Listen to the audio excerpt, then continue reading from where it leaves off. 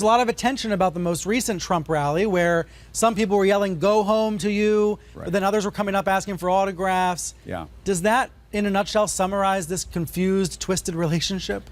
I think it does to some extent. And, you know, listen, people are going to yell at us. They're going to tell us to go home. We're not going to go home. We're going to stay there. We're going to do our jobs. This elderly woman was whipping up the crowd into a frenzy and getting them to say, "Go home, Jim." But at the same time, you know, we talked to other people who said, "Hey, I don't agree with what you do. I don't agree with what you say, but I believe that you have a right to do it." You know, there was a man who came up to us at the rally and asked if anybody had a chair that you know, we could lend so his elderly mother could sit down. I was happy to hand over my chair, and I was talking with the gentleman. It was interesting.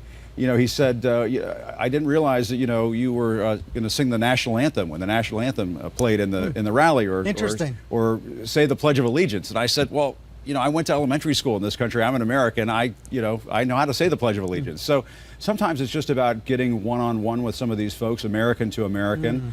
And you know, when you have that kind of one-on-one interaction, that kind of conversation, people tend to let, you know, some of those biases, some of those prejudices that they've developed from watching Fox News and so on to break away, and then you can have a real conversation. Speaking of Fox, we took a look at what happens when you shout questions, either at the president or others. Let's take a look first at the video. You say that you wanted more people to come in from Norway. Much. Is that true, Mr. President? Mr. President, what about the DACA kids? Should they worry about what's going to happen to them, sir? Mr. President, how's it going so far, sir? Mr. Kim, will you give up your nuclear weapons, sir? When you yell questions, Jim, Fox News and others attack you. We can show some of the examples for having an outburst, for asking harsh questions, for grandstanding. These are some of the headlines from FoxNews.com. Right. Why do you think there's so much resentment or criticism of the way you do this? Well, to some extent, you know, the president, Fox News, they don't have Barack Obama around anymore. They don't have Hillary Clinton, although the president goes after Hillary Clinton a lot, so does Fox News. And so we've sort of replaced Obama and Hillary. They need somebody to attack, and I think that we've sort of filled that role.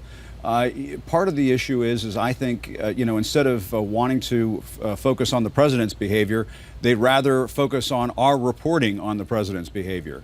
For example, yesterday, you know, he tweeted out a bunch of false things, that he had watched MS-13 liberate towns in this country. That never happened. That ICE had liberated towns from MS-13? Or ICE had liberated towns from MS-13, right? The and then there was another one where he said, "I didn't recommend that Republicans, you know, go after and adopt new immigration legislation." That obviously, you know, that is in direct contradiction with something that he tweeted earlier in the week. And so, you know, we spend a lot of our time spinning our wheels, calling out his falsehoods. That consumes a lot of the coverage, and it presents, I think, to the American people this sense that all we're doing all day long is bashing the president, when in fact we have to be fact checkers. And so we spend a lot of time simply just fact checking the president. And fact checking sounds like bashing Right. to a part of the population. That's right. And I think, you know, listen, there are folks, and on the conservative side of the spectrum in the media, you know, I refer to them affectionately as the MAGA-phone. They, by and large, just echo what the president wants to hear and what he wants to say. We see that a lot happening over on Fox News. I told people at that rally on Monday night in Columbia, listen, we're not going to just do the news for the Republicans. We have to do the news for everybody. And you may not like what you hear all the time. You know, and the question I asked to a lot of people at that rally was, are you forming your conclusions on what we do based on watching CNN or watching other networks, you know, our rivals and so on, and their coverage of what we do? That's a great point. And by and large, what I find is that people are developing their impressions of us by watching Hannity and so on. And I said, hey, you know, give us a chance, watch us, and then make up your mind. Right. The pro-Trump media calls you fake news. They say you're a drama queen. I wrote down some of these slurs. Some of them I can't read because they're curse words. Yeah. Point is, though, when you're in the back of the room, like you were on Friday, and you shout a question to Trump, and he probably can't even hear it, isn't it true that you're kind of doing that just to get attention? Well, isn't that part of what you're doing? On Friday, when I was shouting that question, I thought, first of all, he keeps calling us the enemy of the people. somebody ought to ask him after what happened in Annapolis, are you going to continue to call us the enemy of the people? And so they had an event. They put him on all the other way, the other side of the room. But there was a moment towards the end of that event when he was walking towards us, and I thought, well, here's a chance to perhaps shout a question to him. And we have seen on occasion when we shout questions, he does answer the question. So it's not unreasonable to ask that question. It's not like we barge into the Oval Office or barge into the Easter egg roll and start shouting questions. But there's a perception you do in order to get attention for yourself. Typically, and what people don't understand is that typically at the very end of these pool opportunities, what we call pool opportunities, where we go in and talk to the president or he has an event, we wait until the very end of the bill signing or the event or whatever he has, and he says, okay, thanks guys, and then we'll go in and we'll ask our questions. People don't understand there's a process to it, and we typically adhere to that process. Now, of course, if they're not going to take our questions, we have to find opportunities to ask those questions, and that means kind of like Sam Donaldson did decades ago. That's right. And listen, if they want to send me to hell, I'll still be shouting at the devil, is the way I look at it. And we have a job to do. And I've said this times before, and I'll say it again. They can kick us out of the briefing room. They can kick us out of the White House. We're still going to do our jobs. And my attitude is that we fill a necessary role in our democracy. The rest of the world is watching us. They don't understand how the president can call us fake news and the enemy of the people. And my response to all of that is, my goodness, are we supposed to sit back and do nothing? Are we supposed to not push back when we're treated in that fashion? And my sense of it is that you have to push back. Real quick, I saw Sean Spicer's out pitching a TV show, a talk show. Has he tried to book you? Yes, I did get a request for that. We politely turned that down. My sense of it is that Sean has sort of crossed the line from being somebody who is a former press secretary to somebody who wants to resurrect his career and go on Fox News and bash CNN.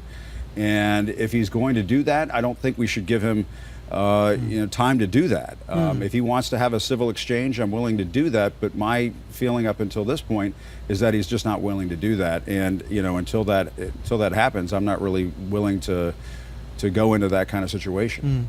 And one of the big stories this week was about Bill Shine, the former Fox News co-president, now taking a big job at the White House. He's going to be in a big communications role.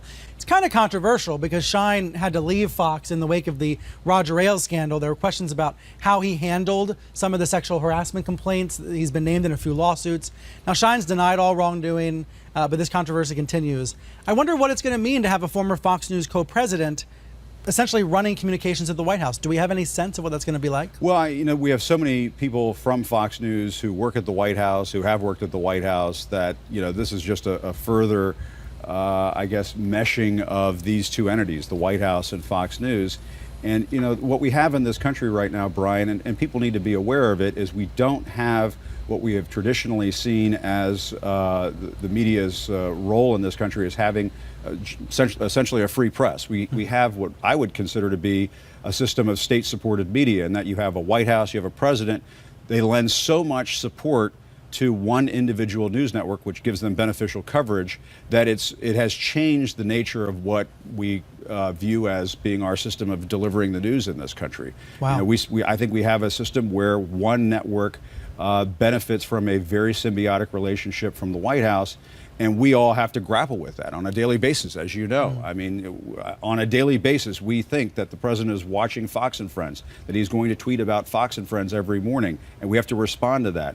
We spend every day thinking, well, is he going to go on Fox News and talk to somebody, and we have to cover that. His top aides go on Fox News. You see this in the driveway of the White House. They'll go out, right. Kellyanne Conway and so on will go out, and then the press in the press room will run out to the driveway and try to get those aides coming back in, because they won't talk to us individually. They'll go on Fox News because they know they're going to get a friendly platform. There was one day where Sarah Sanders, been a couple of days where Sarah Sanders didn't have a briefing. She was in town, could have easily had a briefing. Instead went on Hannity and bashed us. And so, listen, this is a very symbiotic relationship. It's a very hard nut to crack. And I think Bill Shine going to the White House is just furthering that symbiotic relationship. And, it's something that we're going to have to grapple with. I hope that he understands going in there that he's going to be working on behalf of the American people, not just one segment of the American people. You have one of the most interesting jobs on television. Jim, thanks for being here. Thanks, Brian. Great to see you. Thanks so much.